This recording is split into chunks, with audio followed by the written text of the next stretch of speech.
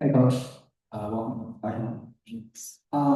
The other night, what was it like just trying to manage Sykes minutes, and how do you see that just continuing to play out? It is honestly tough to take her off the floor.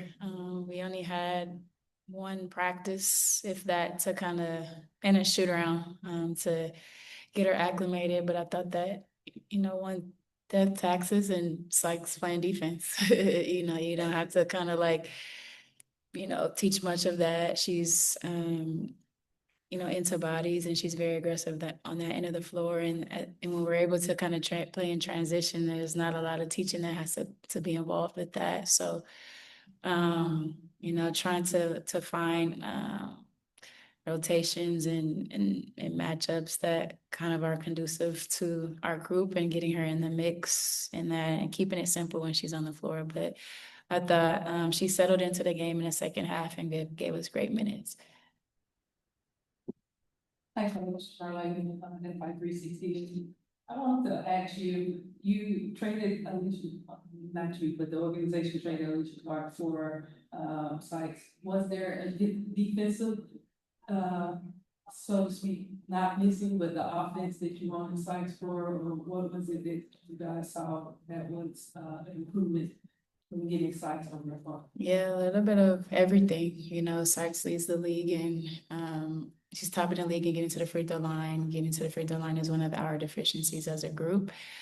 She's, a top paint penetrator and play creator, and just kind of adding another person on our roster who can do that is important for our offense. Not only finding shots for others, but she can score at a high clip. She's an all-star. And, her leadership, she's been in the league for 9 years.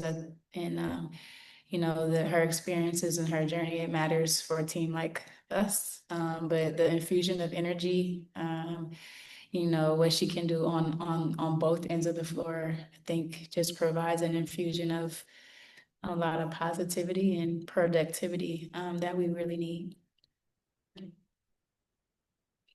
Hello, Coach, for the improvement for success. How would you say what is showing that the WNBA is growing so fast on an everyday basis? What you see in teams, in arenas, you've had a lot of experience in the league, so how are we going to tell that the league is growing so fast? The product, I always point to the players and, their amazing athletes, how they play on the floor, their brands off the floor.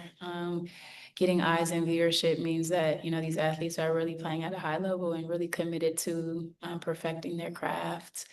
The investment in women and women's sports, from ownership groups to, all business partners, to all the people who are really monetarily pouring into us. That matters as well, sponsorships and like all the things on a business standpoint that allow us to continue to thrive and flourish. And then, um, yeah, it's a good product. It is professional basketball at the highest level, and the best athletes in the world. And I think from that viewpoint alone, I think it's providing a lot of eyes and growing at the rate that it is.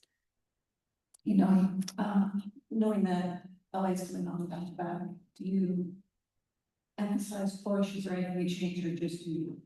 Yeah, it's just always the balance of not, you know, bringing that up, because a lot of times, usually the teams who are coming off the back-to-backs know that, and their energy is times two speed because they know that, the other team has had a day that they didn't have. So just, my team is well aware of the game that happened last night. And so the mindset is to have the appropriate energy and not kind of focus too much on that, but to your point, focus on us and what we need to be doing. I think that, where there are things that we can build off of from the few games that we have had, though we haven't come out successful. I think the start of this game really matters, and how we, push the pace, push the tempo, but be efficient within that. And, you know, the game within the game is going to matter as well, how we end quarters, our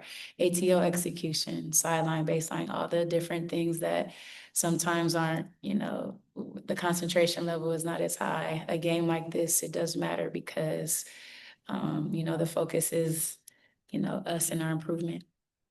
All right, we'll take a couple questions from Zoom. Jeff, go ahead.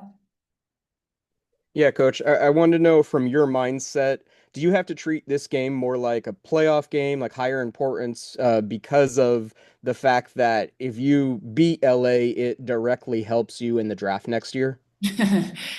uh, wow. Got them in the room laughing too.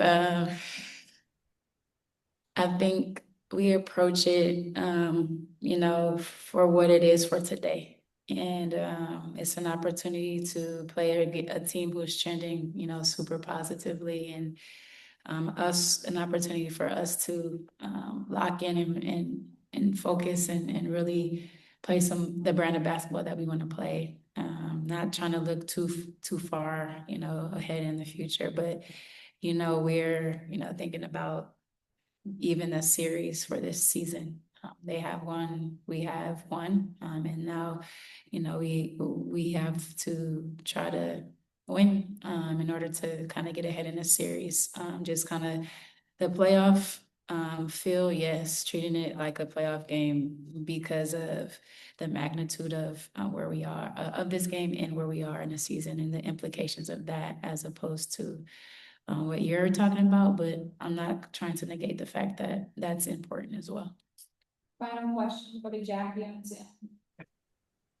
Hey, Coach, the last couple of games have been very tight. Are you looking more for a mind shift to get over the hump and get this win, or are you looking for late game execution?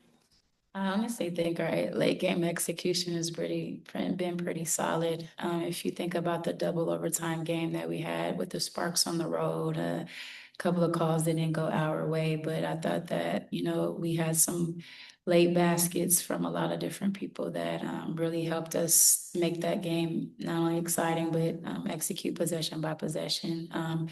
To get over the hump, you know, it's about winning. You know, these are one possession games, all of the games that we've played recently. So I don't, you know, it's easy to point to late game execution and not think about what we did in the first quarter or the second quarter, or even the third, that could have potentially impacted where we ended in the fourth. So the focus is, you know, the game within the game. The execution in the first is going to matter for the fourth. The execution in the middle of the game is just as important. And we can't get into these holes and fight back. We know we can fight back, but it's about, you know, executing consistently and efficiently and maintaining that throughout the entirety of the game. Thanks, Coach. Thank you.